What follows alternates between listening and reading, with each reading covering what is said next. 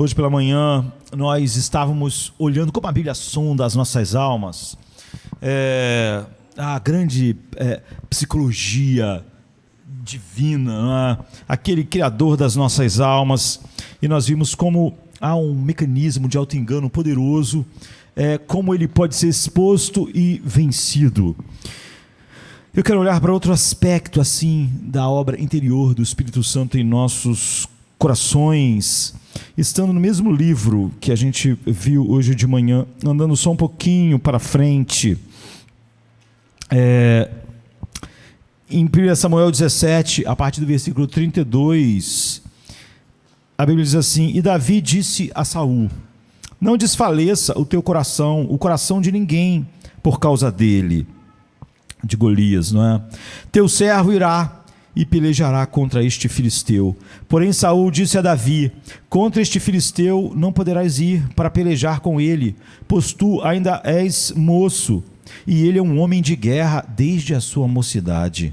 Então Davi disse a Saul: Teu servo apacentava as ovelhas do seu pai, e quando vinha um leão e um urso, e tomava uma ovelha do rebanho, eu saía após ele e o feria, e livrava da sua boca. E quando ele se levantava contra mim, lançava-lhe mão da barba, e o feria e o matava. É incrível essa história, né? Assim feria o teu servo leão como o urso, assim será com este incircunciso filisteu, como a eles, porquanto ele afrontou o exército do Deus vivo. Disse mais Davi: O Senhor me livrou das garras do leão e das do urso, ele me livrará da mão deste filisteu. Então disse Saul a Davi: Vai, e o Senhor seja contigo. E Saul vestiu a Davi com suas vestes, e pôs-lhe sobre a sua cabeça um capacete de bronze, e o vestiu de uma couraça. E Davi cingiu a espada sobre as suas vestes e começou a andar, porém nunca havia experimentado, não é? E então disse Davi a Saul: Não posso andar com isso, pois nunca o experimentei. E Davi tirou aquilo de sobre si, e tomou o seu cajado na mão, e escolheu para si 5 seixos do ribeiro, e pô-los no alforje de pastor que trazia, a saber, no surrão, e lançou mão da sua funda, e foi aproximando-se do filisteu. O filisteu também vinha se aproximando de Davi, e o que lhe levava o escudo ia diante dele. E olhando o filisteu e vendo a Davi, o desprezou, porquanto era um menino ruivo e de gentil aspecto. Disse, pois, o filisteu a Davi: Sou eu algum cão para tu vires a mim com paus? E o filisteu, pelos seus deuses, amaldiçoou a Davi. Disse mais o filisteu a Davi: Vem a mim e darei a tua carne às aves do céu e às bestas do campo. Davi, porém, disse ao filisteu: Tu vens a mim com espada e com lança e com escudo, porém eu venho a ti em nome do Senhor dos exércitos, o Deus dos exércitos de Israel, a quem tu tens afrontado. Hoje mesmo o Senhor te entregará na minha mão, e ferir-te-ei e tirarei a cabeça. E os corpos do arraial dos filisteus darei hoje mesmo às aves do céu e às feras da terra. E toda a terra saberá que há Deus em Israel. E saberá toda essa congregação que o Senhor salva, não com espada, nem com lança, porque o Senhor é a guerra. E ele vos entregará na nossa mão. E sucedeu que, levantando-se o filisteu e indo encontrar-se com Davi, apressou-se Davi e correu ao combate, a encontrar-se com o filisteu. E Davi pôs a mão no alforje, tomou dali uma pedra e com a funda lhe atirou e feriu o filisteu na testa, e a pedra se encravou na testa e caiu sobre o seu rosto em terra. Assim Davi prevaleceu contra o filisteu com uma funda e com uma pedra, e feriu o filisteu e o matou, sem que Davi tivesse uma espada nas mãos. Esse texto nos sonda em outro aspecto da maior necessidade nesse instante das nossas almas, não é? E a gente olha para Davi aqui, a gente vê que ele foi ungido rei, embora ele fosse apenas um menino. A Bíblia diz que o Espírito de Deus desceu sobre Davi, o Espírito de Deus encheu Davi, e uma das coisas que você vai ver se repetir em toda a Bíblia é uma ligação entre ser cheio do Espírito de Deus e coragem. Sempre essas coisas andam juntas na Bíblia, não é? O Espírito Santo habitando em nós e uma coragem sendo infundida em nós. Alguém me falou que enfrentava tremendos problemas com medo e a falta de ousadia e de coragem diante de várias situações. Então não é apenas o fato de que Davi recebe o Espírito e a próxima coisa que você vê é ele enfrentando um gigante, e isso é uma história isolada na Bíblia. Essa é a história que se estende por toda a Bíblia. Lá bem no início, não é, do livro de Juízes, quando ainda estavam aquelas pessoas que chegaram do deserto, né, de atravessar aquele deserto por aqueles anos todos, e enquanto aquela geração ainda estava viva, por exemplo, o rei da Síria atacou Israel, e nós somos informados que o irmão caçula de Josué, né, o que liderou o povo de Deus na tomada de Canaã, ele tinha um irmão caçula, chamado Otiniel, e quando esse rei atacou Israel, a Bíblia diz assim, em Juízes 3, 9 e 10, e os filhos de Israel clamaram ao Senhor, e o Senhor levantou-lhes um libertador, que os libertou, Otiniel, filho de Kenaz, irmão de Calebe, o irmão mais novo que Calebe tinha, e veio sobre ele o Espírito do Senhor, e julgou a Israel, e saiu a peleja, e o Senhor entregou na sua mão a Cusã Risataim, rei da Síria, quanto o qual prevaleceu a sua mão. Então você vê, o Espírito do Senhor veio sobre ele e ele saiu a peleja. Israel estava assustado com aquele rei, com aquele poderio, e como Deus infunde coragem, enchendo Otiniel, irmão de Calebe, os dois únicos, né, que saíram do Egito e entraram na terra, Calebe e Josué, e o Espírito de Deus desceu e tornou ele ousado, e ele derrotou o rei, é o que a Bíblia diz. Os midianitas atacaram, e nós somos informados que Gideão não era uma pessoa corajosa, não é? Mas o Espírito de Deus desceu sobre Gideão. Então, Gideão foi transformado num grande libertador de Israel. Eu podia continuar contando histórias de como há essa ligação entre o Espírito de Deus e coragem para viver e enfrentar todas as coisas de uma maneira que Deus seja honrado. Não é? Mas isso não acontece, alguém pode dizer, no Velho Testamento, não é uma coisa mais relacionada ao Velho Testamento.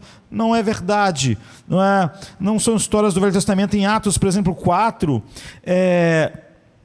os apóstolos, eles foram presos, e a ameaça era, se vocês pregarem, se vocês ousarem pregar isso, vocês vão ser presos, e vocês podem ser mortos, e nós vamos matá-los. E nós sabemos que essas ameaças não soavam para os apóstolos como uma ameaça assim, só para ameaçá-los. Jesus tinha sido morto, não é?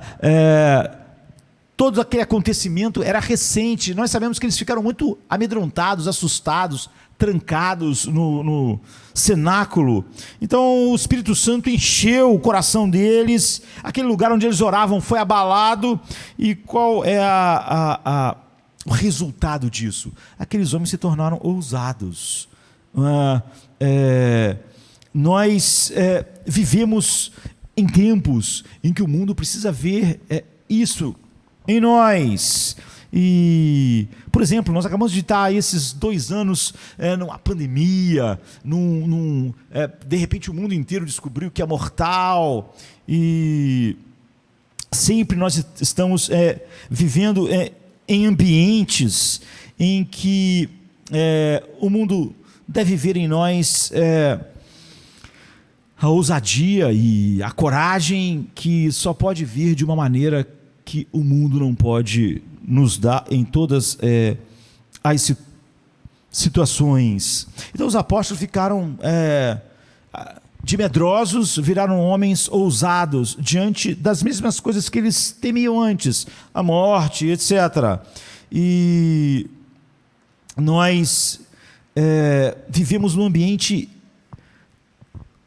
eu diria, imensamente mais seguro do que os nossos ancestrais.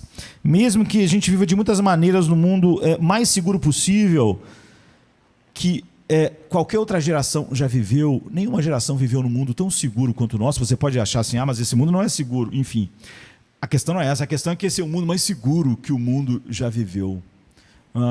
Que qualquer geração já viveu. Mas, na verdade, nós estamos muito mais ansiosos e cheios de problemas assim, e medo, do que os nossos ancestrais.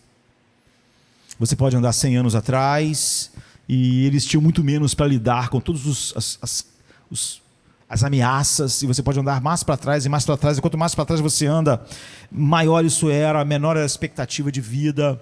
Enfim, todas as coisas eram mais ameaçadoras, mas na verdade nós estamos cheios de mais medos do que eles, menos condição de lidar com a vida, mais ansiosos, e nós temos mais problemas para enfrentar a vida, a enfrentar as coisas inevitáveis da vida do que os nossos ancestrais. Então, a questão é: da onde você tira a coragem? Da onde a coragem flui? Onde está a mudança? Hoje a gente viu como a gente identifica, vê o auto-engano e vence o auto-engano através da cruz. Agora, de onde a gente tira a coragem? É disso que esse texto está dizendo. Observe que há 3 figuras que vão apontar para nós como você deve lidar com as situações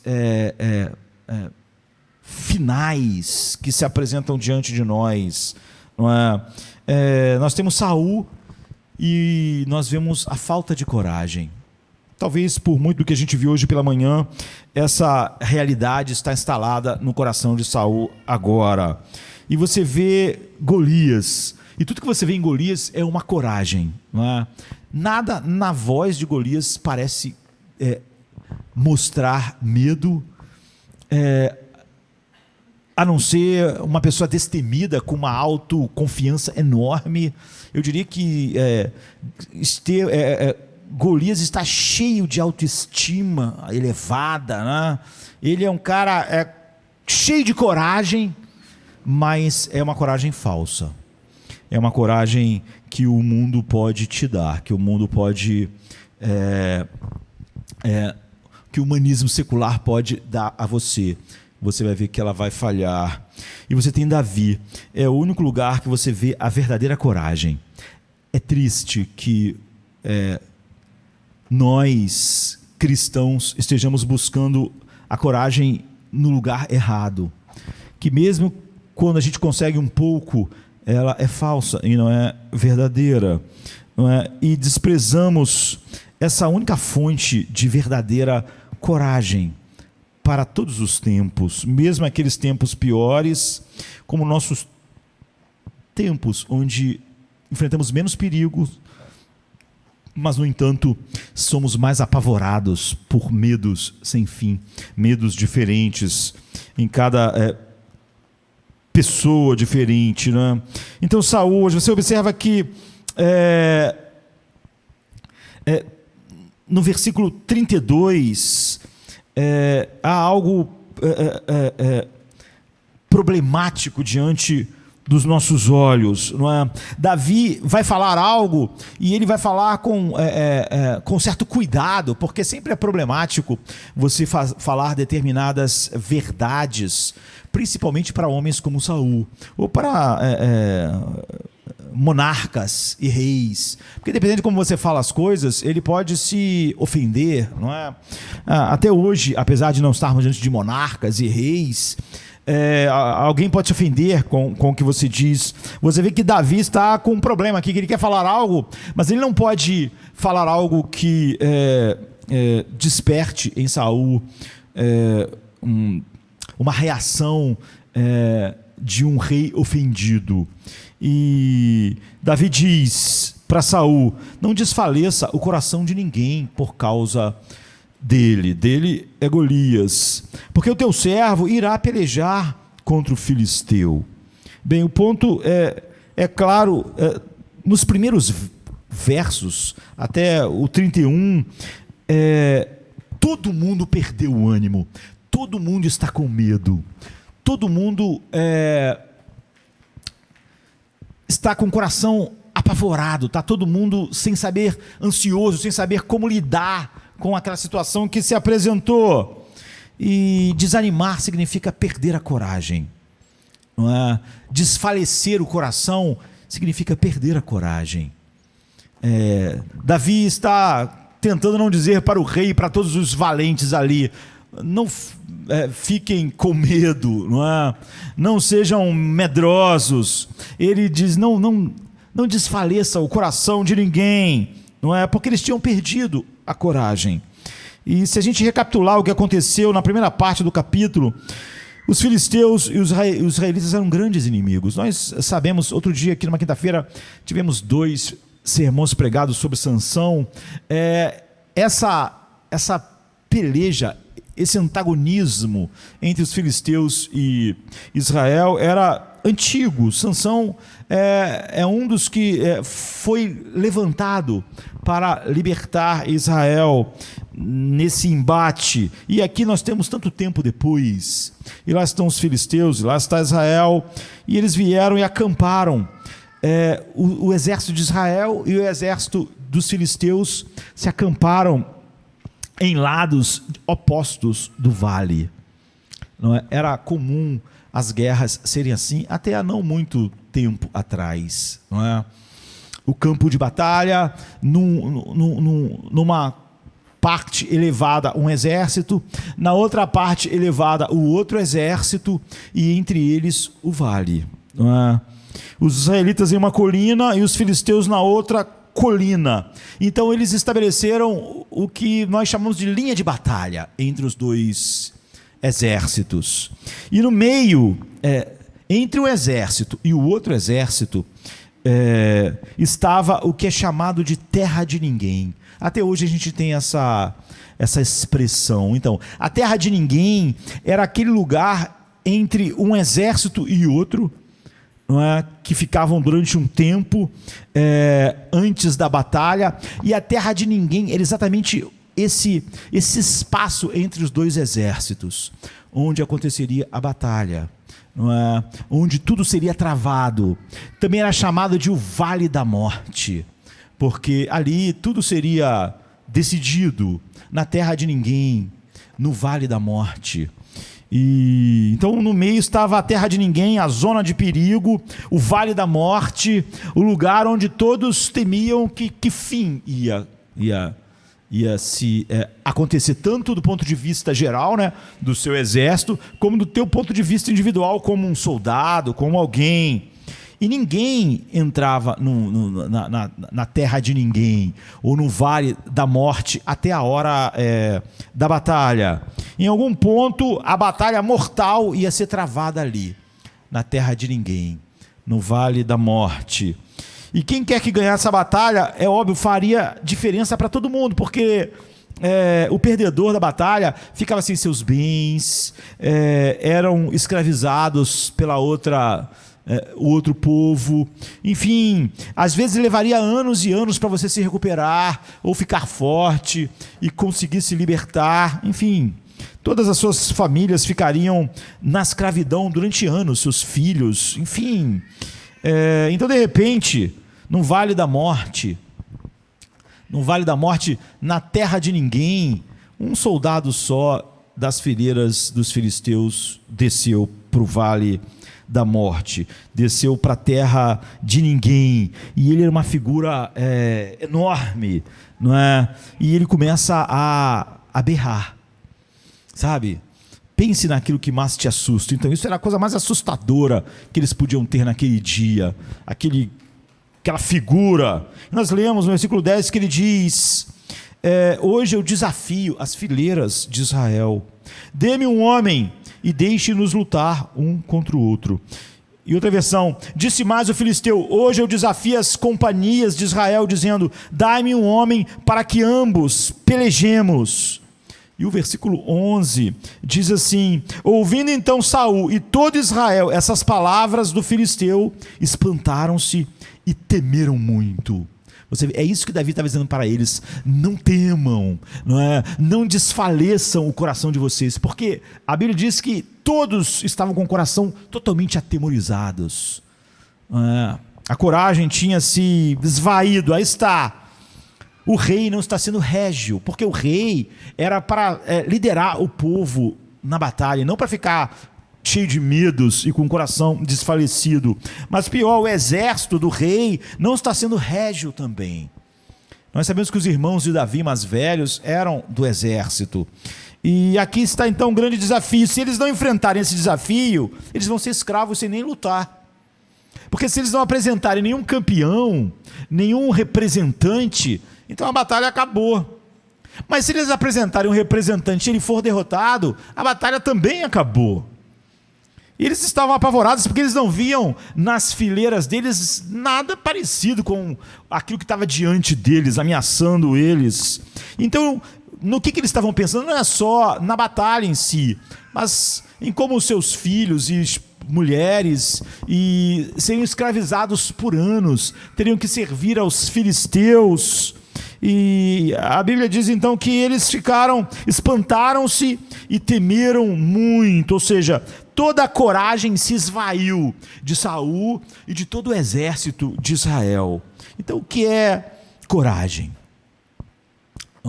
A Bíblia sonda os nossos corações, com sua psicologia profunda. Davi, em certo sentido, no versículo 32, nos dá uma imagem muito boa que nos ajuda a ter uma definição. Ele diz que ninguém desfaleça o coração, que ninguém desanime. São as palavras de Davi. Ele está dizendo o seguinte, na verdade: não deixe o coração de vocês desfalecer, retroceder, ficar paralisado diante dessa circunstância. Ele está pensando em uma batalha, porque em uma batalha, talvez a chave para você sobreviver e vencer uma batalha seja a capacidade de se manter firme. Se você não é capaz de se manter firme numa batalha, ficar firme no dia mal, para usar as palavras do apóstolo Paulo, havendo feito tudo, se você não for capaz de ficar firme, não desfalecer e não desanimar e não fugir, você perdeu a batalha. Mas é difícil ficar firme quando você está morrendo de medo, não é? Você tem que ser capaz de ficar de pé quando o ataque vier. Quando nós descermos para a terra de ninguém, quando nossas fileiras descerem para o vale da morte, você tem que ser capaz de ficar de pé. Porque se você não conseguir ficar firme, então como é que você vai enfrentar? O outro exército está vindo com o seu poder e com suas armas. Se suas pernas não conseguem ficar firmes, se o coração não fica firme, tudo que você pensa é em fugir, é em escapar. E é claro que na batalha ficar firme é literalmente não se mexer. Literalmente quer dizer, ficar firme quer dizer coragem, não é? O outro exército está avançando e você está firme, você está indo também em direção àquilo. Isso é coragem, não é? Você não desfalece, você fica firme. Paulo fala sobre ficar firme no dia mau. E, por exemplo, em Daniel 3, há um lugar muito famoso onde Nabucodonosor, rei da Babilônia, diz: todo mundo tem que adorar esse ídolo, todo mundo tem que dobrar os joelhos diante desse ídolo. Mas Sadraque, Mesaque e Abednego não farão isso, não é? Então Nabucodonosor os traz, os prende e diz: se vocês não adorarem este ídolo, vocês serão lançados na fornalha de fogo ardente, aquecida 7 vezes mais. E a resposta dos 3 foi: ó rei, nosso Deus pode nos resgatar da tua mão e desta fornalha, mas se não, ainda assim nós não vamos adorar o seu ídolo. Eles ficaram firmes. Você vê, havia algo assustador diante deles. mas as pernas deles não falharam. Eles não começaram a tremer e não conseguiram ficar firmes. Eles conseguiram ficar firmes no dia mau. E aqui estamos nós. Isso é coragem, entende? Se eu fizer a coisa errada, se eu fizer aquilo que desonra a Deus, se eu fizer a coisa certa, eu posso não estar seguro, não é? Eu vou perder toda a possibilidade de uma ideia de segurança ou de escape. Você vê, se não, a coragem, o ficar firme não importa. Eles disseram, nós vamos fazer o que é certo. Não importa o que tu, ó rei, vás fazer conosco. Em outras palavras, a coragem é ser capaz de fazer a coisa certa, independente dos perigos e dos medos. Alguém diria, bem, isso é meio obsoleto em nossos dias, não é?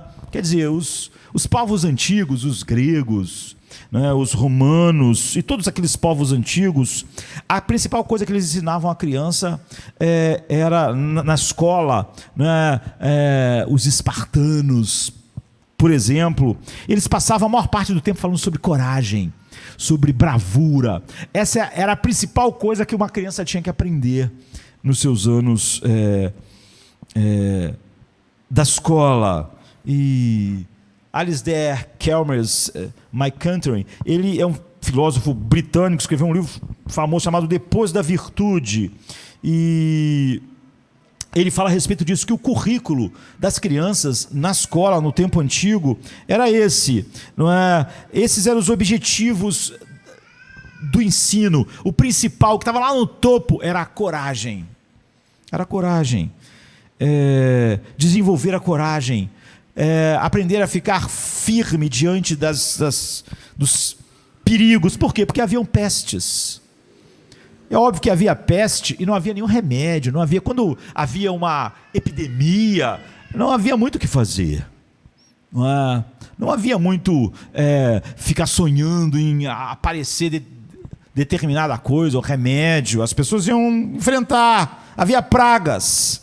Sempre havia exércitos saqueadores. Você nunca estava vivendo a vida toda. Quantas vezes o Rio de Janeiro foi atacado por um exército que destruiu todas as casas? Nunca, né? Então, você viveu a vida toda assim, mas ninguém naquela época vivia assim. Eles viviam sempre sobre constante, naquela época, todos os povos, sempre havia exércitos saqueadores vindo o tempo todo. Quer dizer, a vida era incrivelmente insegura. Ninguém sabia se uma horda de guerreiros de repente chegaria na sua casa, na sua fazenda, na sua cidade. E quer dizer, a vida era totalmente insegura. Então todos eram ensinados. A coisa mais importante no currículo era a bravura, a coragem. Era fundamental, não é? Isso. E nós passamos por coisas assim nos nossos dias, e de maneira geral, a nossa sociedade não passa muito na prova, né? Nós, quanto mais desenvolvemos meios e confortos, mais estamos com medo de coisas menores, e bravura não é muito o que caracteriza a nossa cultura. Das coisas maiores às menores, hoje em dia a gente fica envergonhado, mesmo quando alguém está supostamente denunciando algo mal, não é? Você vê, às vezes, pessoas estão batendo em alguém e as pessoas ficam filmando com o celular, dizendo, olha que absurdo que eu vi. Ninguém fez nada. Outro dia eu estava vendo umas imagens do metrô de Nova York e uma pessoa estava espancando lá um asiático e todo mundo assim. Só que havia um monte de gente ali dentro, não é? E por que ninguém fez nada? Por que as pessoas estavam com seus celulares filmando? É a cara da nossa cultura, não é? Covardia. Ontem eu estava vendo uma mãe com uma criança. A criança tinha 2 anos de idade, a criança tem asma. E a criança precisou tirar no avião a máscara para usar a bombinha. E expulsaram a mãe do avião com a criança, porque a criança estava sem máscara. Havia centenas de pessoas naquele avião, covardes, ninguém falou nada. Ninguém se levantou e disse: isso é um absurdo. A criança tem asma, ela vai ficar sem máscara. Não faz sentido, vocês expulsaram uma criança de um avião, mas ninguém falou nada. Depois algumas imagens aparecem na internet, todo mundo chocado, mas ninguém fez nada. Pessoas adultas, cheio, o avião estava cheio. Mas provavelmente aquelas pessoas estão apavoradas, com medo de alguma coisa, não é? E quem sabe aquela criança vai fazer todos nós morrermos. Faz a gente começar a ficar insensível às piores coisas, não é? Todo mundo está tão preocupado em se proteger, não é? Só falta aquelas pessoas no avião dizer que estavam fazendo aquilo porque queriam proteger a criancinha. Não era, né? Elas estavam com medo do quê? Do que a criancinha podia fazer em todo mundo. Então uma criancinha com asma não vai receber a bombinha, ficar sem máscara, porque nós não podemos andar num ambiente assim. Esse é o nosso mundo. Ninguém esperava naqueles dias, nesses dias de Davi e há 200 anos atrás, ninguém esperava que seus filhos chegassem metade à idade adulta. Todo mundo que casava sabia que ia enterrar metade dos seus filhos antes que seus filhos se tornassem adultos. Ainda assim, as pessoas casavam. As pessoas tinham filhos, já sabendo que metade dos filhos iriam morrer na infância. Nossos ancestrais precisavam de coragem para casar, coragem para ter filho. Uma grande quantidade de mulheres morria no parto. No entanto, as mulheres queriam ser mães. Elas precisavam de coragem para ser mãe, pelo índice alto de pessoas que morriam no parto. Ela precisa de coragem para você ser pai e mãe, sabendo antes de ter filhos, de que você ia enterrar a metade deles antes deles se tornarem adultos. Quer dizer, você tem que ter sido...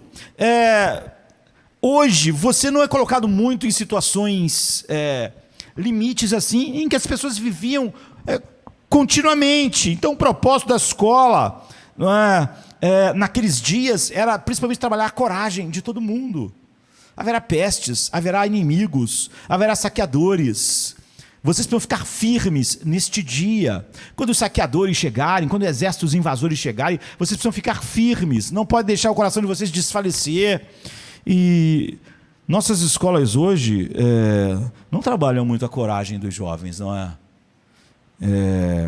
Pelo contrário, nós temos uma geração de jovens, adolescentes, adultos, cada vez mais frágeis. Todos estão temerosos, palavras machucam, todo mundo é frágil. Não é que uma horda de um exército vai invadir e nós vamos ter que lidar com pragas sem nenhum remédio. Mas nós ficamos tão frágeis, as pessoas dizem algo e nós precisamos na universidade de um lugar seguro, para que ninguém ouça nada que machuque, que cause problemas psicológicos terríveis. Nós achamos que todos os nossos problemas foi porque alguém disse alguma coisa no passado sobre a minha altura, o meu peso, o meu cabelo, a minha cara, o meu nariz, sei lá o quê. Não é porque nós somos frágeis, tudo destrói a nossa frágil e delicada alma. E nós vivemos em ambientes seguros e somos mais assim. E algumas pessoas diriam que é porque a coragem hoje é algo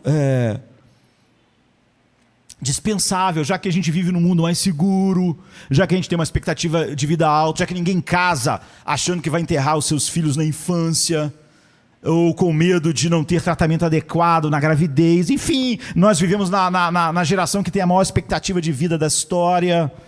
E você pensa, a gente precisa de outras coisas, não precisamos. Mas essa é uma análise superficial. Por quê? Quando você pensa em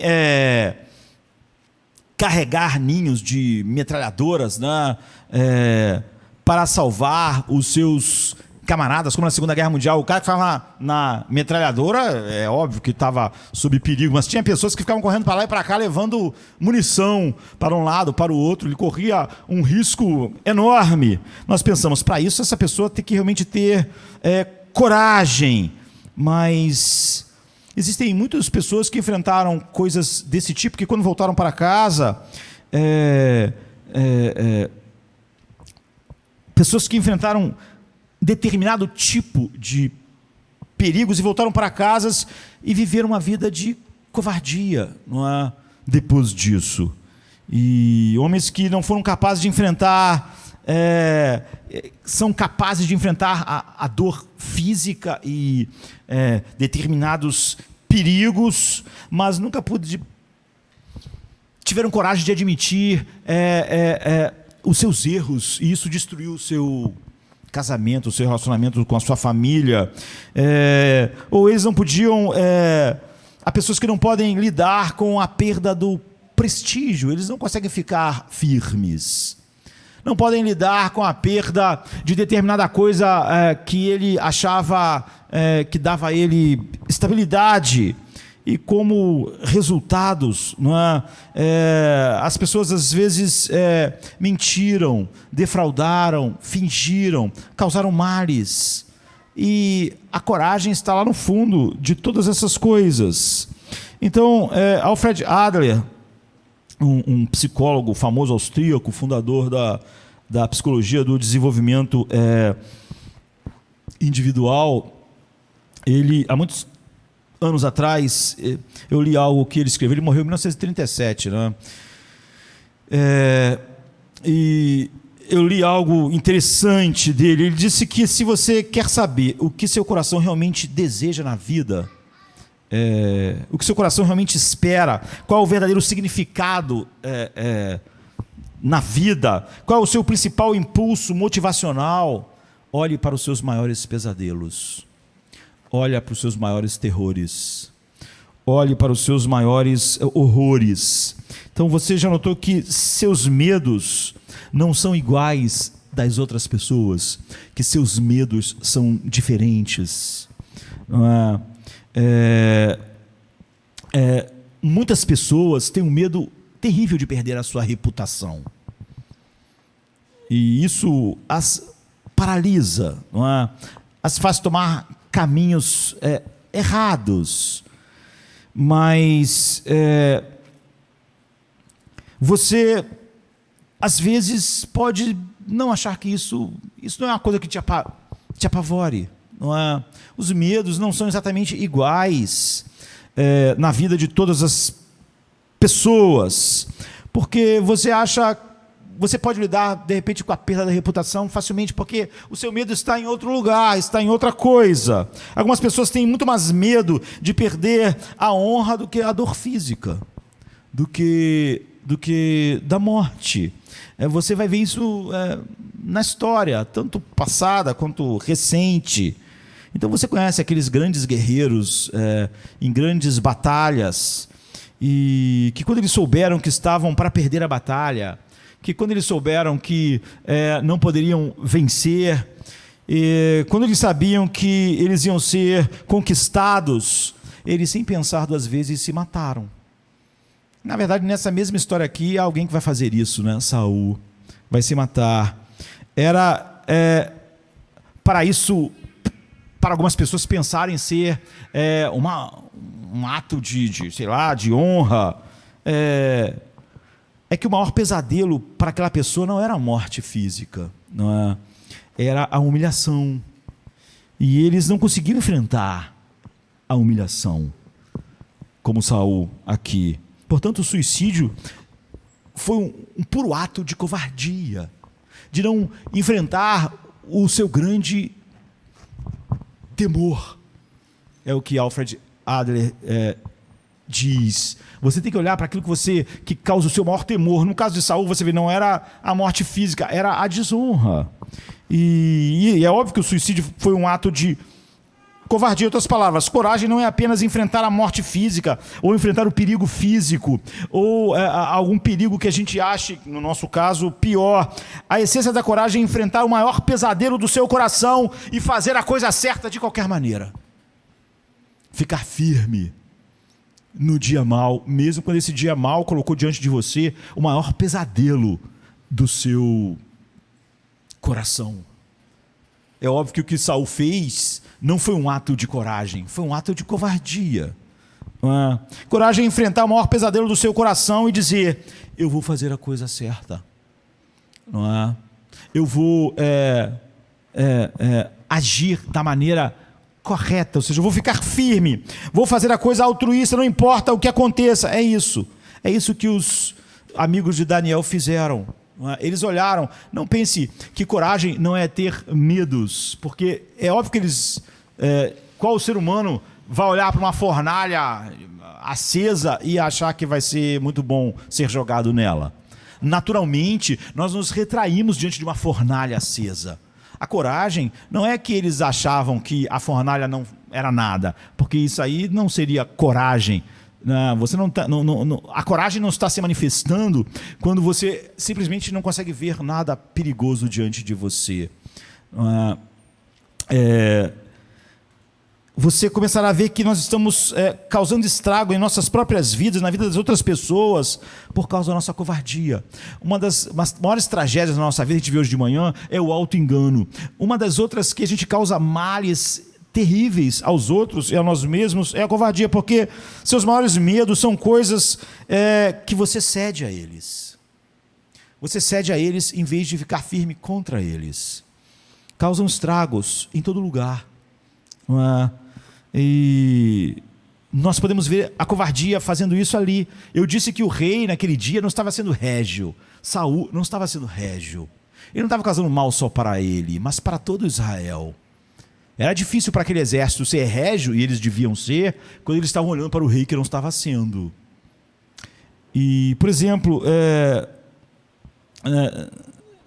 não que eu dê mais aconselhamento, mas uma das coisas que eu sempre percebi quando fiz aconselhamento foi quantas vidas de crianças, não é?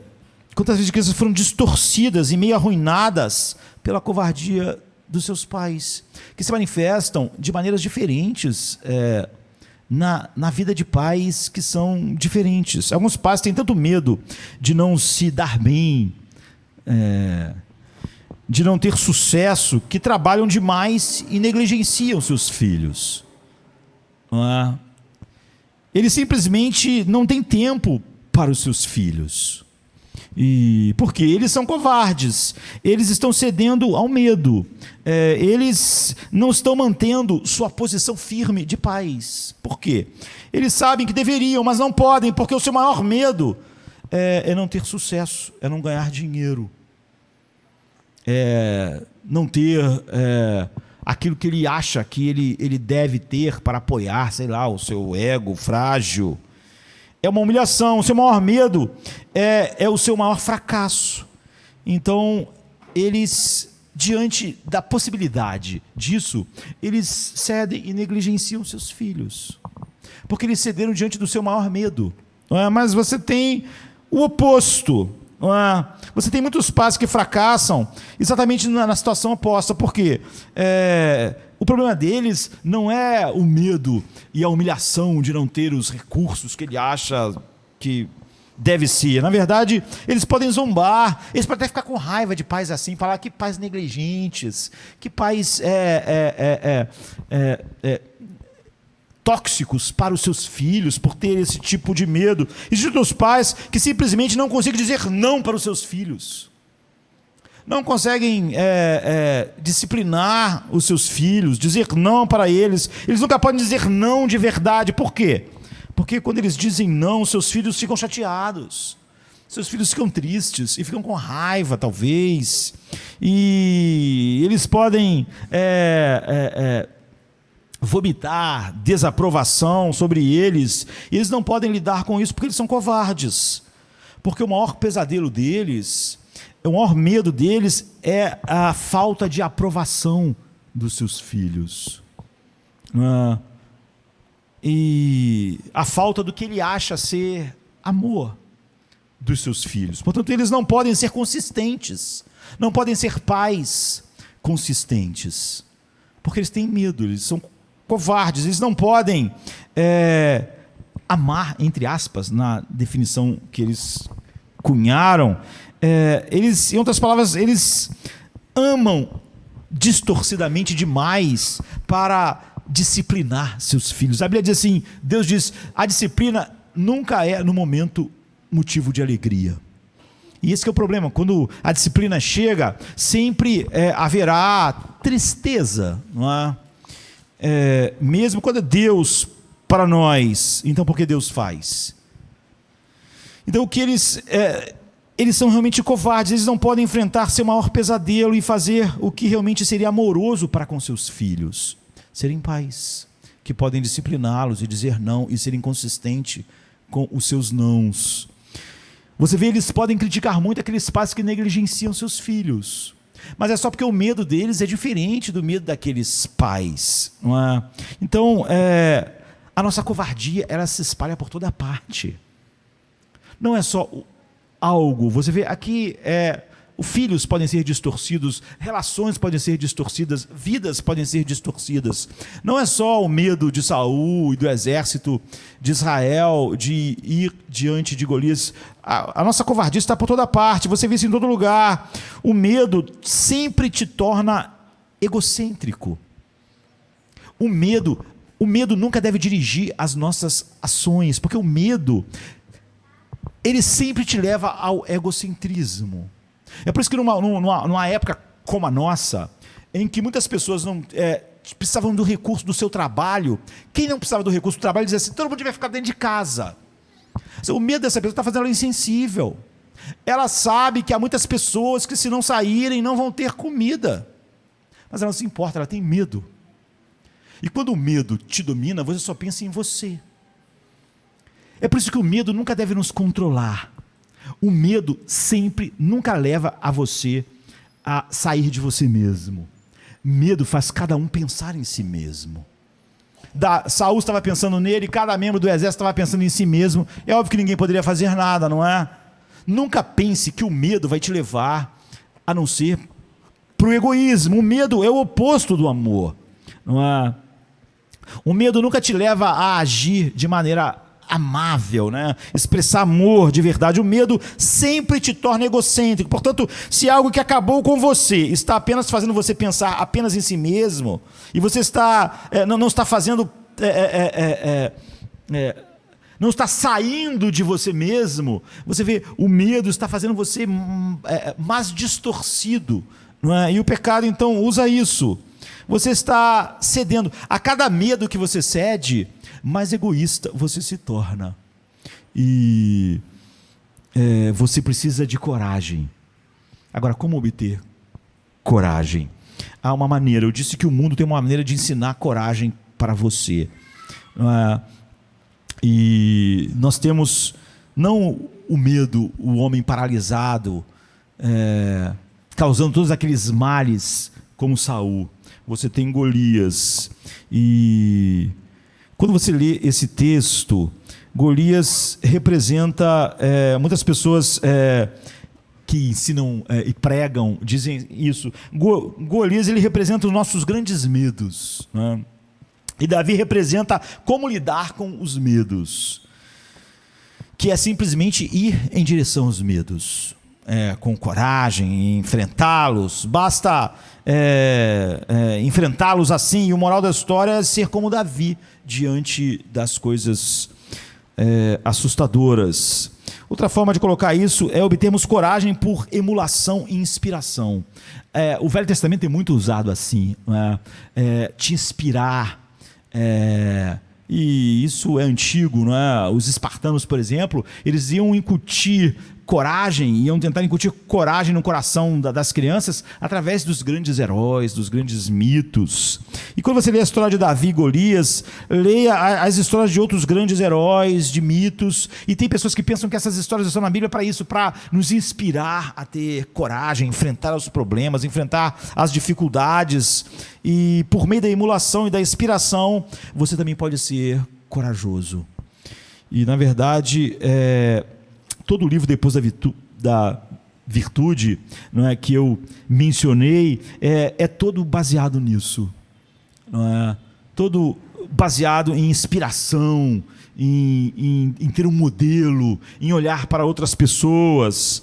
A ideia é que você obtém coragem não apenas ensinando princípios abstratos de coragem, mas contando a história de pessoas que viveram e enfrentaram determinadas coisas, para que essas pessoas sejam a inspiração da sua vida para enfrentar isso. Então, por meio da inspiração e da emulação, eles se tornam corajosos. Então, você já ouviu a história de Davi e Golias contada dessa forma. Seja como Davi. Não é? E se você fizer isso, quanto maior vierem os problemas, eles vão cair diante de você, ok? Se isso o inspirou a dizer sim, isso porque naquele momento você não está com medo. Toda história nos inspira na hora que você não está em perigo. Não é? Quando alguém te conta e você vê essa história, você pode até ficar inspirado por ela, porque você não está correndo nenhum perigo agora.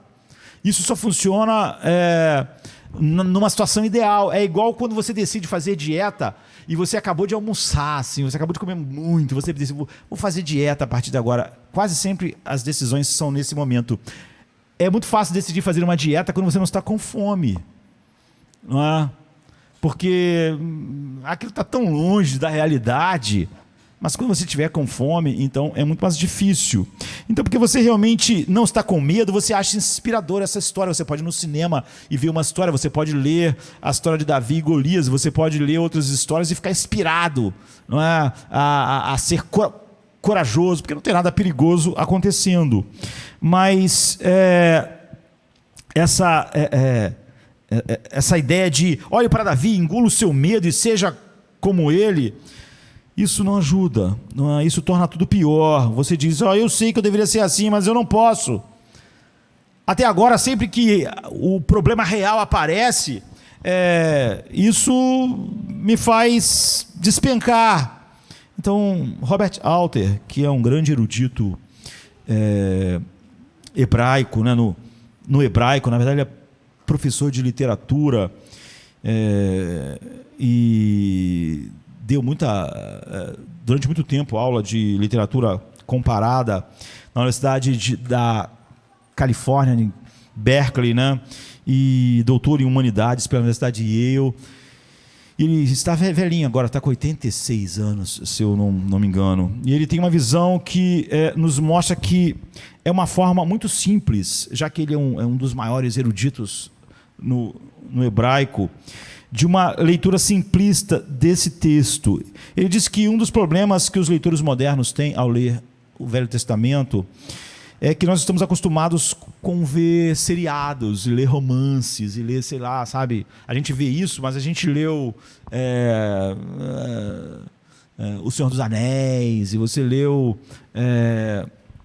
outras literaturas assim, e na literatura novelística moderna há muitos detalhes, não é? Então você sabe, as pessoas começam a descrever o cabelo escuro, a pele com um tom amarelado e o rosto muito magro e todos aqueles detalhes, e ele diz, isso é típico de ficção, não é?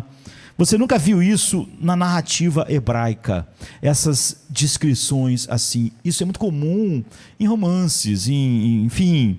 A antiga narrativa hebraica é sempre muito mais simples, muito mais espartana. E dá apenas alguns golpes para você ter uma visão geral, e quase nunca ela é detalhada, ele diz. E Robert Alter diz que o que é incrível nessa passagem é que Golias recebeu uma descrição muito detalhada, que não é comum na Bíblia. Então, Robert Alter interpreta isso como uma maneira da Bíblia querer chamar você a atenção para algo de tal maneira que aquilo difere de como a literatura hebraica é feita. Então há essa descrição muito detalhada de Golias, que difere de toda a literatura hebraica. Diz assim, um guerreiro chamado Golias, que era de Gate, veio do acampamento filisteu. Ele tinha 2,90 metros de altura. Ele usava um capacete de bronze e vestia uma couraça de escamas de bronze que pesava 60 quilos. Nas pernas usava caneleiras de bronze e tinha um dardo de bronze pendurado nas costas.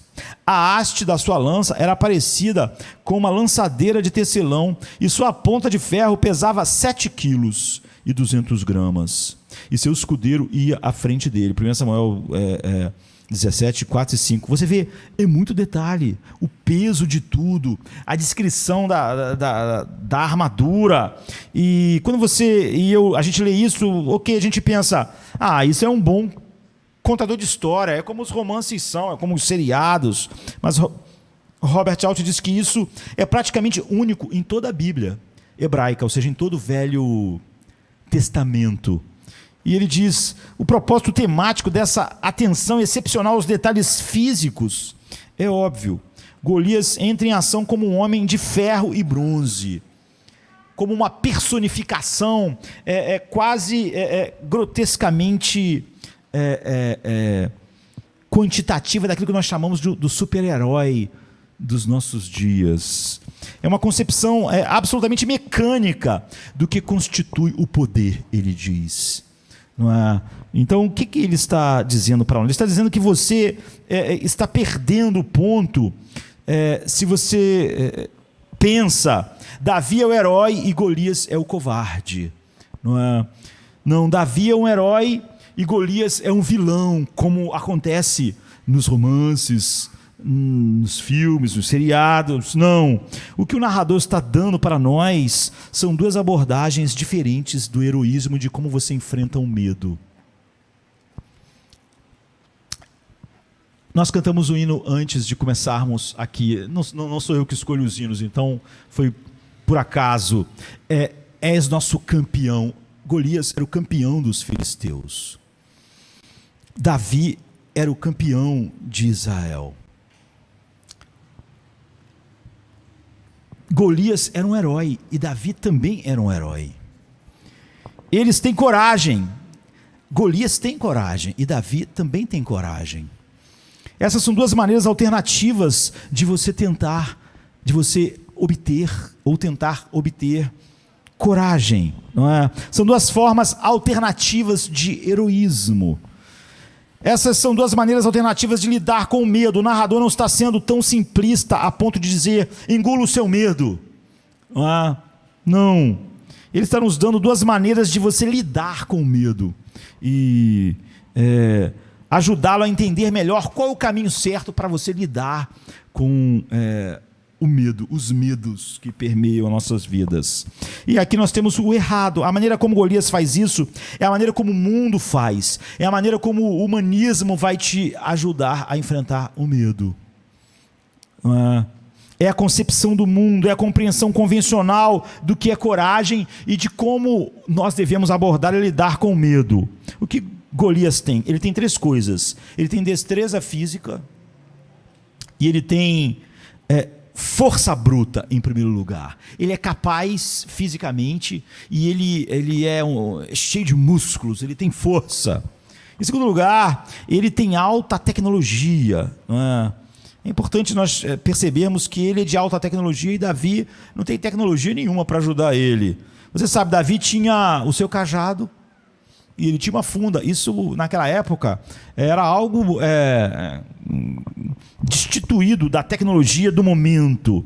Golias está coberto de bronze, de uma armadura. Ele parece o Homem de Ferro, né? Da Marvel. Ele está coberto de uma armadura que exige alta tecnologia. Trabalhar o bronze naquela época era o máximo. E ele estava ali com o melhor que a tecnologia. Como nós achamos que a tecnologia vai nos dar coragem, não é? Ou esperamos que a tecnologia nos salve. Ele está com o melhor ali. Bronze era realmente alta tecnologia. E em terceiro lugar, ele tem aquilo que o mundo mais fala hoje em dia. Ele tem muita autoestima. Ele tem uma autoestima incrível. Essa é a maneira que o mundo diz que você precisa ter, as coisas que você precisa reunir para ter coragem, para enfrentar a vida. Não é? Porque a coragem de Golias, que é uma coragem falsa, que a gente vai ver em um minuto, é o banimento dos pensamentos amedrontadores. E nós tentamos abolir os nossos medos através de autoestima e capacidades. Não é? E o banimento de pensamentos amedrontadores é olhar para si mesmo com confiança. Eu posso lidar com isso. Eu posso enfrentar essa situação. É o banimento de pensamentos de medo, ou pensamentos de fracasso, ou pensamentos de desastre, ou pensamentos de que tudo vai dar errado. É se encher de pensamento positivo. E banir todos os pensamentos de medo, olhando para si com confiança, aumentando sua autoestima. Não é? Olhe para mim. Golias falou, eu tenho 3 vezes o teu tamanho. Ele tem uma tremenda autoconfiança, ele tem uma tremenda autoestima. Olhe para mim, eu sou de alta tecnologia. Olhe para minha armadura. Parte dela pesa 60 quilos, deve pesar mais do que você. E ele está dizendo o tempo todo, olhe para mim para banir o medo. Ele está lidando com o medo o tempo todo dizendo, olhe para mim, olhe para a minha altura, olhe para os meus músculos, olhe para a minha armadura, olhe para as minhas capacidades. Ele baniu todo o medo nessas bases que hoje vão te ensinar também a lidar com os seus medos. Não há nenhuma evidência em qualquer lugar no texto que ele tenha a menor dúvida, o menor medo, a menor sensação de que existe um perigo diante dele. Essa é a abordagem secular, não é? É a abordagem de Golias. Cuidado, porque muito do que pessoas ditas cristãs estão se enchendo para enfrentar os medos é isso. Isso acaba por fracassar, não é? Muitos querem isso, sendo cristãos, o que eles queriam é poder olhar para si mesmo e ter autoconfiança e uma grande autoestima para enfrentar as coisas e tentar aumentar essas... Então, como eu vou me tornar uma pessoa de coragem? Eu vou aumentar essas coisas, até poder olhar para mim com coragem, para a tecnologia que eu tenho, para os equipamentos, para a tecnologia dos nossos dias. Eu quero que você saiba, antes de mais nada, que essa é definitivamente a forma do mundo de te dar coragem. É assim que o mundo chama as pessoas para a coragem. Isso você tem que visualizar o sucesso, você tem que se encher de autoconfiança, você tem que se encher de uma autoestima elevada. Você é um atleta, você vai para a Olimpíada, mentalize você cruzando a linha de chegada. Mentalize você fazendo um gol naquele jogo decisivo, até que isso não faça você se paralisar lá na hora da competição. Mentalize você fazendo a entrevista e você tendo um grande sucesso, para isso te encher de autoconfiança. Então o conselheiro vai fazer você visualizar o sucesso. Na verdade é assim que o mundo lhe diz para lidar com seus medos. Visualize seu sucesso, visualize sua capacidade, aumente sua autoestima. Você deve banir os pensamentos de medo olhando para si mesmo com confiança, para que você é uma pessoa capaz de lidar com isso. E eu estava lendo o Centro de Aconselhamento da Universidade da Flórida, no site deles, como lidar com medo, e diz algo assim: o próximo passo envolve o uso da imaginação de uma forma mais positiva para lidar com o que você teme. Você teme isso, aquilo, a doença, a morte, a entrevista, a competição, enfim, o que você teme, não importa o que você teme. Você deve tentar entrar num estado de relaxamento. Enfim, depois de relaxado, imagine-se abordando a situação que você teme. É importante ter uma ideia de como lidar com a situação antes, lidar com ela de uma situação bem sucedida na sua cabeça. Você vê você vencendo, você vê você conseguindo. Então, por exemplo, se você tem medo de alguma empresa te prejudicou, você tem medo de ir lá e exigir o dinheiro de volta, é um dos exemplos que eles dão lá. Relaxe e imagine você indo lá e fazendo a exigência sem medo. Imagine-se nessa situação sem todas aquelas consequências terríveis e desagradáveis com as quais você tem te assustado, e veja você fazendo isso com sucesso várias vezes na sua imaginação, até você ter autoconfiança e elevar a sua estima, até você poder ir lá e fazer isso de verdade.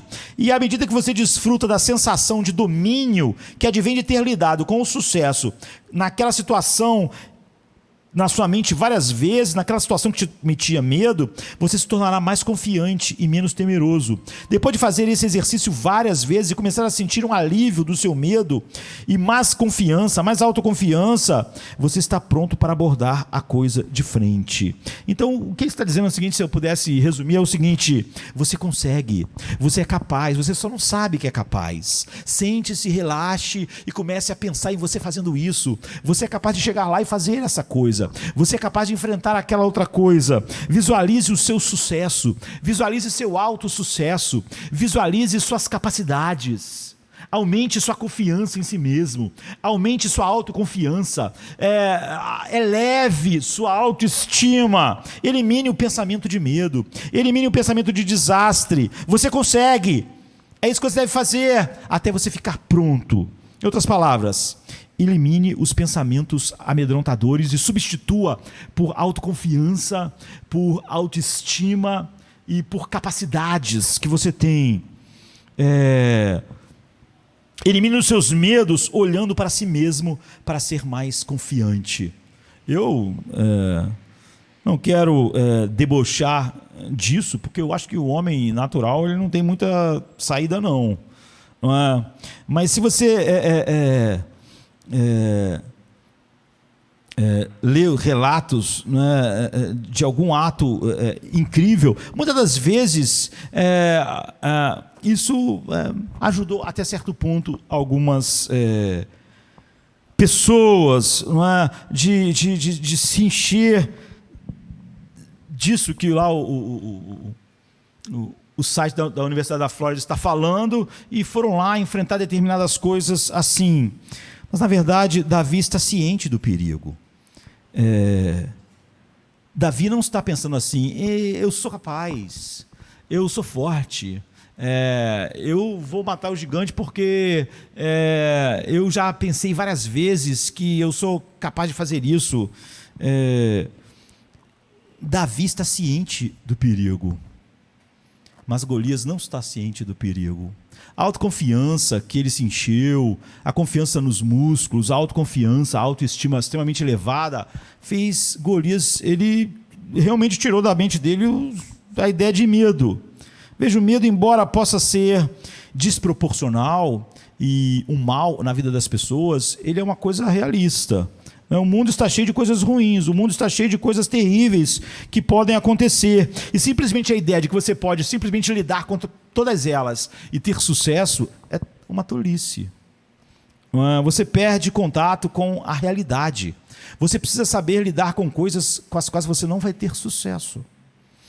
E, na verdade, o que você quer dizer com provavelmente nunca vai acontecer com você? Alguém diz assim, você não precisa ter medo disso, porque provavelmente isso nunca vai acontecer. Mas você leu o jornal ontem? E como é que eu sei que isso nunca vai acontecer? Eu não posso me encher de coragem com a ideia de que isso nunca vai acontecer, porque isso bem que pode acontecer mesmo. Então veja, o que acontece é que banir o medo tira você de contato com a realidade, e se você tem uma longa jornada, e você tem que ser corajoso. E se você não precisar ser corajoso num evento, mas durante anos, enfrentando determinada coisa? A ideia de banir os seus medos olhando para si mesmo, baseado na adrenalina, funciona num curto período. Mas se você precisar de uma longa jornada em que você vai ter que enfrentar o medo, aqui está o principal problema, o tipo de coragem de Golias, banir o medo olhando para si mesmo. Eu sou forte, eu sou alto, eu sou capaz, eu estudei os mecanismos de batalha, minha armadura é forte, eu sou capaz, eu posso, autoconfiança, autoestima, nunca pode ajudá-lo a fazer você ter sucesso e fazer a coisa certa quando não houver nenhuma perspectiva de sobreviver, nem de sucesso. Quando você sabe que fazer o que é certo não vai levar a nada do que esses pensamentos estão dizendo, de você consegue, você... Então, Edith Course Evans, eu contei essa história aqui em outro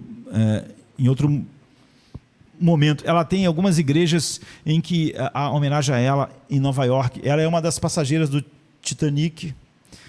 Edith, ela nasceu em 1875 E morreu, é óbvio, no dia que o Titanic afundou em 15 de abril de 1912. E ela morreu, ela era uma socialite, ela era uma pessoa muito rica de Nova York. E nós sabemos que quando o Titanic começou a afundar, ele tinha 2 horas e pouca para afundar. A ideia era que as mulheres e as crianças é que iam nos barcos, não havia barco suficiente para todos. E que os homens não iam nos barcos, a não ser que sobrasse algum barco no final, alguém iria, mas as mulheres... Hoje eu acho que as mulheres não iam querer entrar no barco, né? Porque isso é machismo, né? Querer que as mulheres vão na frente, todos os homens fiquem para morrer, né? Isso não existe, né? E além disso, alguns homens iam falar que eram mulheres, enfim... Ia ser complicado. Mas decidiram que os homens, é óbvio, iam ficar no navio e as mulheres e as crianças iam. Mas quando chegou na hora de entrar no bote lá, o livro é bem detalhista, às 2h09 da manhã, né, naquela madrugada, a Edith com outra pessoa... Só 4 pessoas da primeira classe, 4 mulheres não sobreviveram ao afundamento do Titanic. Uma dessas 4 mulheres da primeira classe é a Edith. E quando ela chegou, não havia mais lugar no barco, só havia um lugar no barco e tinha outra mulher junto com ela para entrar no barco. E ela conversando descobriu que aquela mulher tinha filhos. E a Edith não tinha filhos. Ela era riquíssima, mas ela não tinha filhos.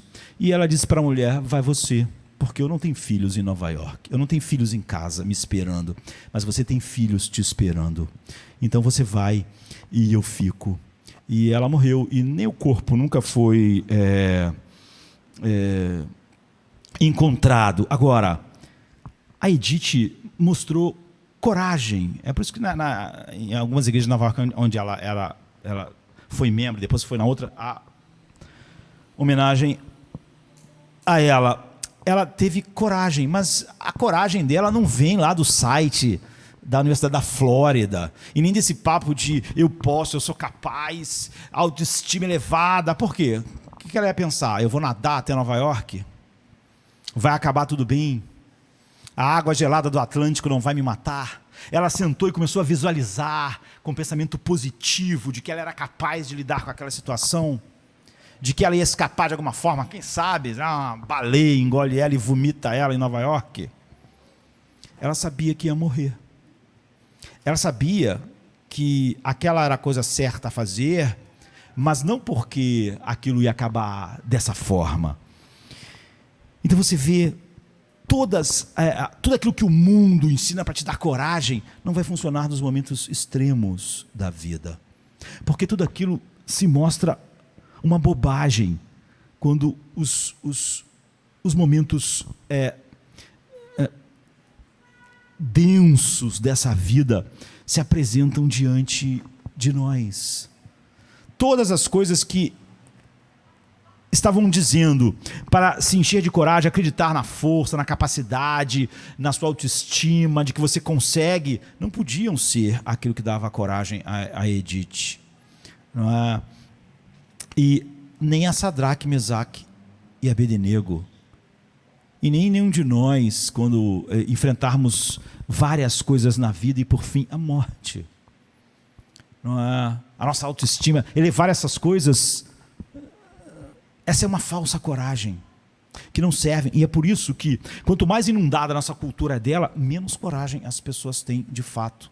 Quando as coisas se complicam, porque nós botamos toda a nossa confiança na tecnologia, na autoconfiança, na autoestima, e nós achamos que era isso que nós precisávamos. E essas coisas falham no momento em que as coisas ficam mais difíceis. Então, nós precisamos de algo muito maior do que isso. E Davi aponta para nós a única coragem que pode lidar com todas as coisas. A coragem de Golias, ele é um cara corajoso, é um cara que tem autoestima elevada, tecnologia, força corporal, mas aquilo só fez ele não pensar muito em todos os perigos realmente.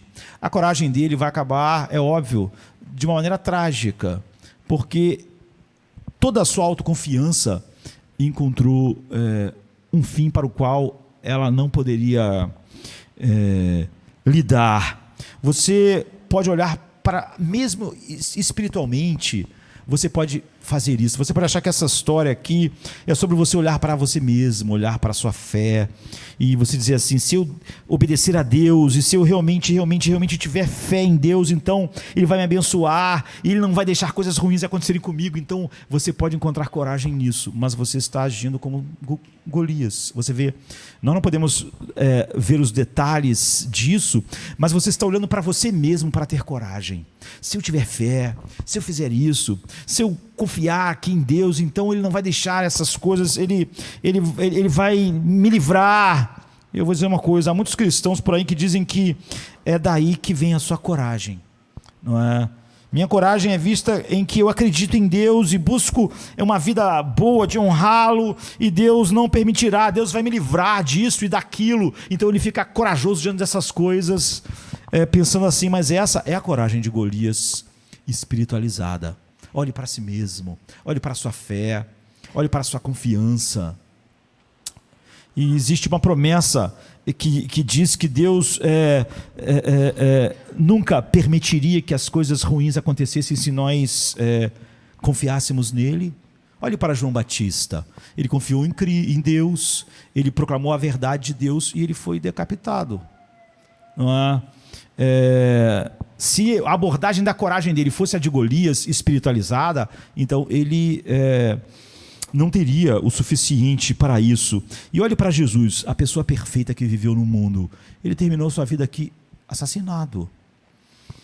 E para encerrarmos, como então fugirmos dessa coragem secular, humanista secular, a coragem de Golias?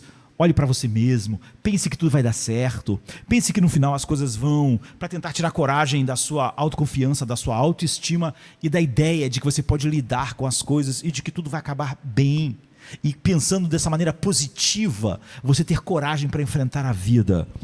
Tudo isso, queridos, vai se desmembrar em várias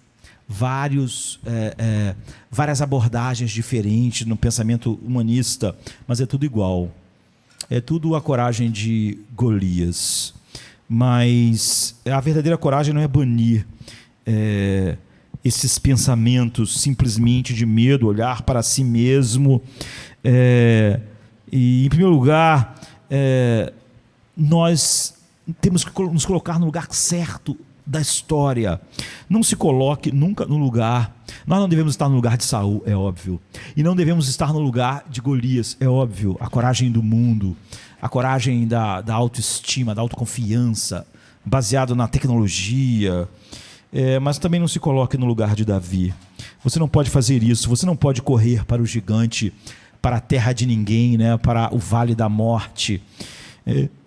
Eu não posso, você não pode. Davi realmente não descreve você e não descreve a mim, e não é assim, olhando para ele, se enchendo de coragem, para que a gente possa olhar para nós e para a nossa fé e pensarmos que nós podemos enfrentar. A gente tem que olhar para essa história e ver onde a gente está. A gente está entre os covardes. A gente é o povo de Israel. A gente é aquele exército covarde. A gente é Saul, não é? O exército de Israel. E se alguém não nos salvar da nossa covardia, ela vai nos destruir. É onde todos nós estamos.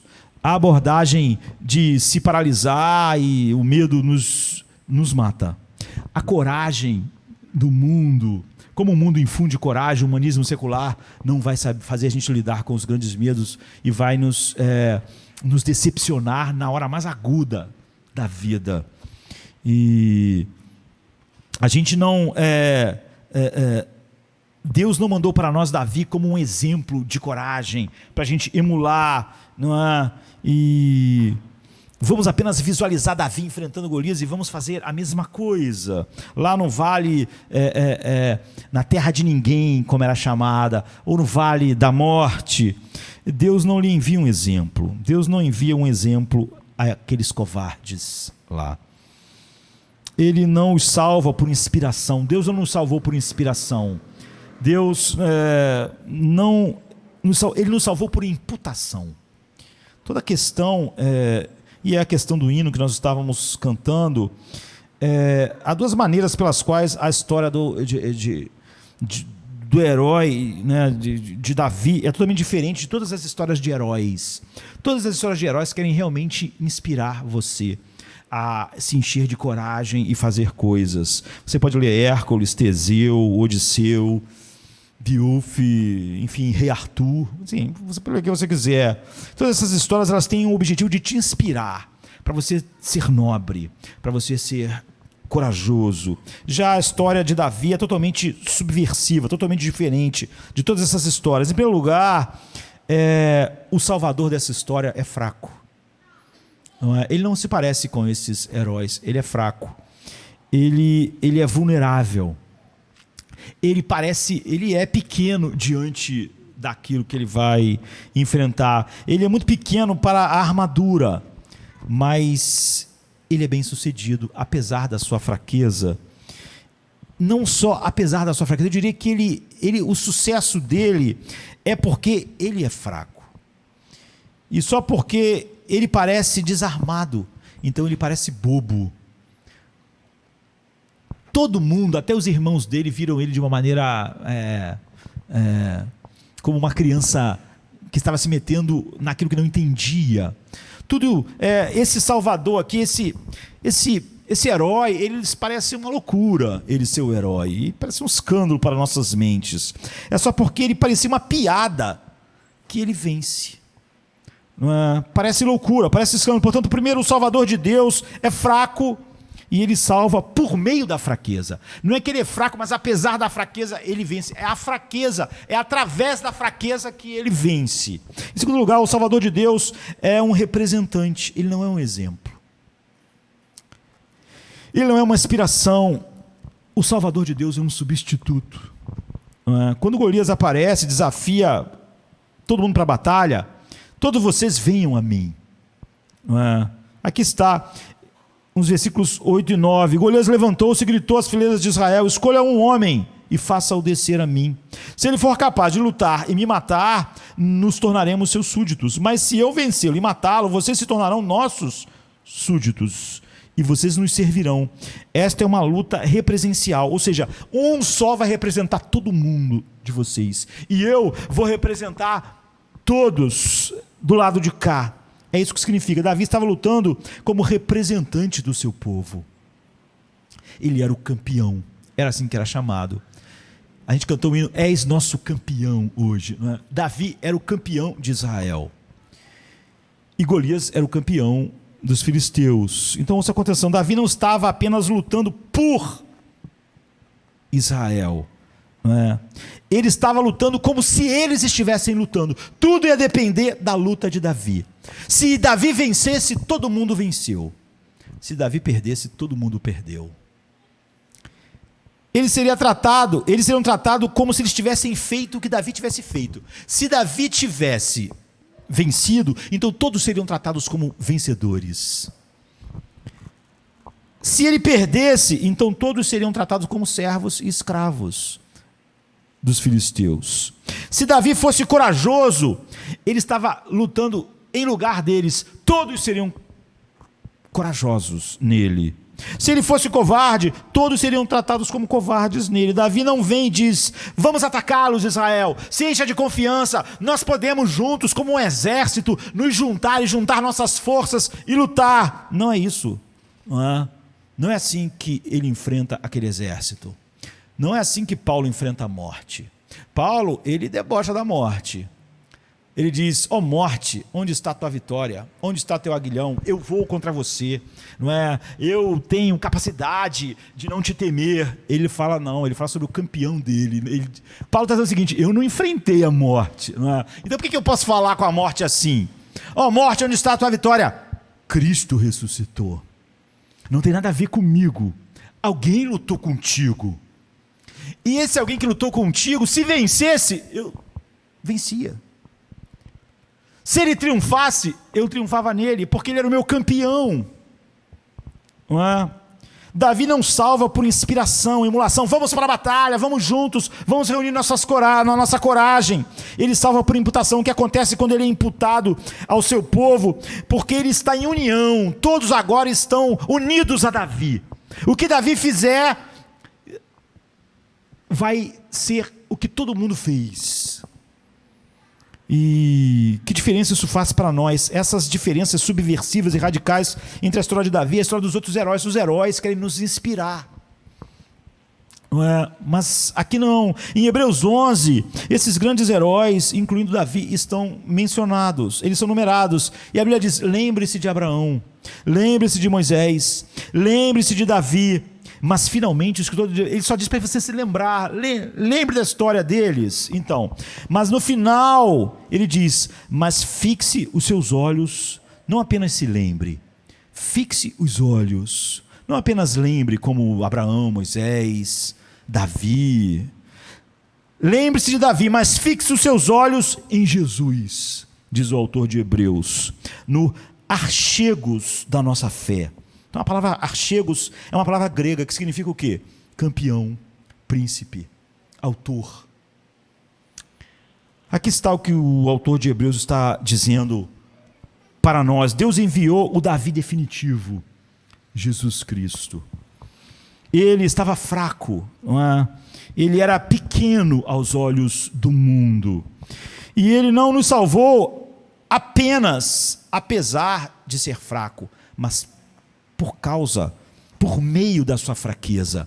Na sua maior fraqueza, ele venceu. Ele venceu através da fraqueza todos os inimigos que poderiam te assustar, inclusive o último inimigo, que é a morte e o pecado e, enfim, a maldição da lei. Ele não apenas nos salvou da morte física, como Davi fez, mas também nos salvou da morte eterna.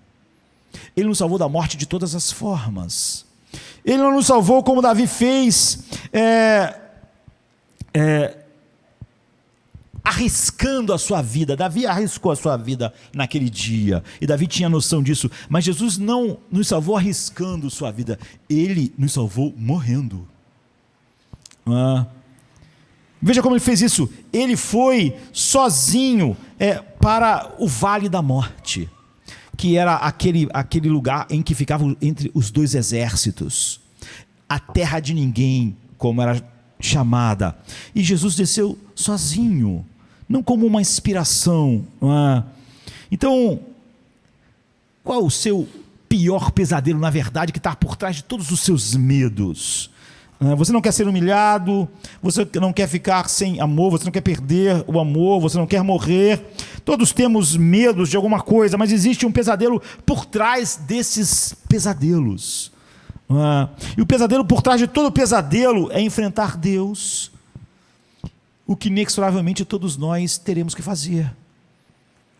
É enfrentar não só o momento de morrer, mas o que vem a seguir. Isso está no coração do homem, inexoravelmente. Ainda que ele tente, como Romanos 1 diz, obliterar a verdade. Você tem medo da dor? Não há nada como aquela que Jesus enfrentou. Você tem medo de rejeição? Ele experimentou a rejeição do mundo inteiro, mas ele experimentou a rejeição final de Deus, que é o inferno. Você tem medo de humilhação? Nada como a que Jesus passou. Ele se esvaziou e se humilhou. Jesus entrou no vale da morte, e isso significa entrar sozinho na terra de ninguém, para enfrentar todos os inimigos que poderiam amedrontá-lo. E de todas as religiões, de todos eles, nosso Deus, de todas as religiões que os homens já inventaram, já imaginaram, o nosso Deus é o único Deus que precisou ser corajoso. É óbvio que na posição exaltada, como Deus Altíssimo, Deus não precisa de coragem, não é? Porque nada pode realmente colocar Deus numa situação que a coragem seja necessária. Mas Jesus, sim, ele tinha que estar debaixo da ira infinita do seu próprio Pai. Então o nosso Deus, por causa da cruz, essas belezas que nunca seriam mostradas de outra forma, como é que alguém poderia saber que Deus é corajoso, por exemplo, se não há nada e nenhum perigo que possa ameaçá-lo? Então, em Jesus, todas essas coisas ficaram visíveis. Nenhuma outra religião acredita que Deus se tornou vulnerável e precisou, assim, ser corajoso. Nosso Deus teve que ser corajoso porque ele teve que ser corajoso em face do maior pesadelo, do pesadelo dos pesadelos, a ira infinita de Deus. E é quando você mantém os olhos fixos nele e não em você, na sua autoestima, nas suas capacidades, em pensamentos positivos, em tentar ver as coisas com um final que é bom para que você se enche de coragem. Não. É quando você olha para o campeão que enfrentou todas essas coisas. A Bíblia diz que a coragem enche a sua vida para enfrentar todas as coisas. Não porque você não acha que elas são o que são, cheias de dor, etc. Não é por inspiração. Não é olhar para ele como emulação. Se eu for corajoso quando Davi, então Deus vai me abençoar. Deus não salva os seus filhos por emulação e inspiração, mas por imputação. Você olha para Jesus como seu campeão, como que já venceu todas essas coisas. Paulo está debochando da morte, não porque Paulo acha que a morte não tem poder, não é um gigante, não é forte, ou ele não se encheu de autoestima para poder olhar para a morte face a face. Ele diz: ó morte, onde está a morte, a tua vitória? Onde está o teu aguilhão? Cristo ressuscitou. Ele está dizendo: o meu campeão, o achego da fé, da minha fé, o autor dela, ele desceu sozinho na terra de ninguém e te enfrentou e te derrotou. Eu estou com os olhos fixos nele, portanto eu não preciso te temer. Quem pode temer Golias? Se Davi lutou não como inspiração, mas como meu representante, vencendo os meus inimigos. Jesus Cristo veio e foi corajoso, perfeitamente corajoso, em meu lugar, enfrentou a morte em meu lugar, obedeceu em meu lugar, fez todas essas coisas em meu lugar. Ele é meu campeão. Quando Paulo mais olhava para Cristo, mais ele podia dizer: onde está a morte, a tua vitória? Onde está o teu aguilhão? O pecado foi destruído por ele, tua morte foi destruída por ele. Eu sou mais do que vencedor em todas as coisas por causa dele. O campeão fez tudo. Ele não é uma inspiração. É óbvio que o Espírito vai nos moldar a Cristo, mas não é assim que nós vencemos as coisas. É isso que a Bíblia diz. Você sabe o que significa? Você nunca será capaz de lidar com seus medos e seus pesadelos, fracasso, de perder a reputação, qualquer coisa, se você não vê que Jesus lidou com todas essas coisas como seu representante e contra o pesadelo final da ira infinita de Deus, e venceu. E quando ele fez isso, ele não fez isso para te inspirar, ele fez isso no teu lugar, se você está nele. Ele perdeu o seu nome definitivo, ele perdeu toda a sua glória, foi transformada em humilhação. Então agora a humilhação não pode fazer o que ela podia fazer em você. Você pode olhar para esse inimigo que é o medo de ser humilhado, desprezado, mas você olha para o seu campeão, você mantém os olhos fixos nele, e o amante da sua alma, o valente, o campeão, venceu todas essas coisas. Você tem medo da dor física? Então, nada como aquela que Jesus passou. Você tem medo das consequências terríveis, piores do que a dor física que a morte traz? Então, Jesus enfrentou a ira infinita de Deus. E a pior coisa que pode acontecer com você só pode servir a você agora. Porque você viu que se Davi vencesse os filisteus, eles iam ter que servir os israelitas. Então, Jesus venceu a morte, Jesus venceu todas as coisas, então agora a morte deve nos servir. Onde está a morte, a tua vitória? Paulo está dizendo: você agora só pode me levar para Cristo. Você virou servo do povo de Cristo. Você quer o rei dos horrores, coragem. Então não é a ausência do medo, é a presença da alegria suficiente para que você não tenha, você fique firme para fazer aquilo que deve ser feito, independentemente das consequências, porque você sabe que Jesus já lidou com todas essas coisas.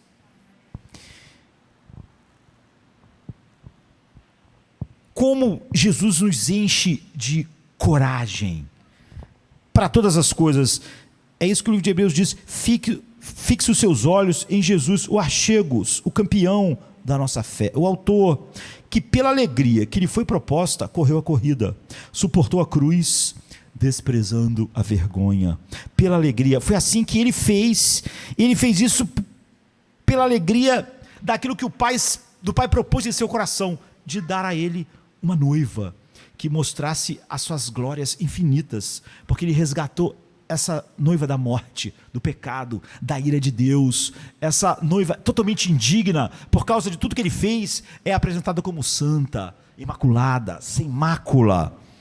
E ele, quando viu isso, o plano do Pai, a glória do Pai, na salvação daqueles que o Pai deu a ele viu a alegria disso eternamente, dessa companhia de homens e mulheres desfrutando dele para sempre, como o Pai faz, e a alegria disso fez ele encher o seu coração para ele enfrentar o medo. Jesus enfrentou o medo. A coragem de Jesus não é que ele não teve medo. Olhe para Jesus no Getsemane. Ele não olhou para a ira de Deus, do Pai, e disse: não é uma grande coisa, eu vou conseguir, porque a ira... Não, ele em vez de menosprezar a ira infinita, ele sentiu o seu peso. Mas por que então? Você vê, coragem não é simplesmente menosprezar a realidade das coisas. Jesus, ele viu a ira infinita do seu Pai pelo que ela é. Não é? Mas ele foi em frente pela alegria. Não é? Ele foi corajoso, e tudo o que ele fez em nosso lugar. Não há nada que Jesus tenha feito que não fosse em favor do seu povo, porque ele não precisava fazer nada disso para ser quem ele é. Não é?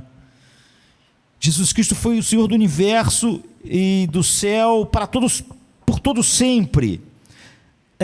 Ele tinha todas as coisas, e ele fez isso para redimir um povo, e é para ele que você deve olhar. Ele é a fonte da coragem que nós precisamos para ficar firmes no dia mau. Toda aquela coisa, olha para si mesmo, aumente sua autoestima, suas capacidades. Como nós cristãos podemos perder, isso não funciona para Golias, não funciona para o mundo. Olha o mundo ao nosso redor, não funciona para nós. Então nós, não importa o que aconteça, nós não menosprezamos. Paulo não menosprezava a espada, nem Sadraque e Mesaque menosprezava a fornalha. Eles olhavam firmes para o campeão, não é? Eles não olhavam para si mesmos, não se enchiam de autoconfiança. A verdadeira coragem, ela se acende lentamente em nossos corações, através de todos os dias contemplarmos a face de Cristo, e não uma adrenalina que pensamentos positivos fazem a gente agir no impulso. Ela é uma coragem que vai sendo moldada pelo Espírito Santo. Ele foi corajoso por nós, ele foi tão corajoso em nosso lugar. Então agora nós temos a reputação dele, a reputação do herói, a reputação do vencedor. Nós somos mais do que vencedores, mas nele nós fomos corajosos, nele nós vencemos a morte, neles nós passamos por baixo da ira infinita de Deus e sobrevivemos. O amor final nele, então vence em nós todo o medo, né? E a vida final nele é para que nós não tenhamos nunca medo da morte. Na medida que a gente se maravilha com isso, na medida em que vemos nosso Salvador morrendo por nós, Na medida que isso é real para nós, uma coragem lenta, mas verdadeira, vai crescendo em nós, de um grau de glória para outro grau de glória. Nós mantemos os olhos fixos nele, no achegos, no nosso campeão, e então nós podemos lidar com todas as coisas que ele colocar em nosso caminho, não porque nós nos enchemos de autoconfiança, autoestima e achamos que podemos lidar com as coisas, mas porque nós sabemos que ele já lidou com as coisas. Nós podemos falar como Paulo: ó morte, onde está a tua vitória? Não trazendo algo para nós, mas dizendo: Cristo ressuscitou. E é assim que diariamente você lida com seus medos e se torna corajoso, olhando para Cristo. E nada que esse mundo pode fazer pode nos ajudar realmente. Vamos ficar de pé, vamos orar. Venha se cansado estás, e eu descanso darei.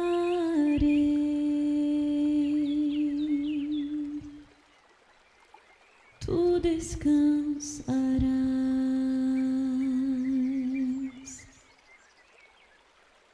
Venha a mim se não tens paz, e eu darei paz sem fim. Terás paz sem fim.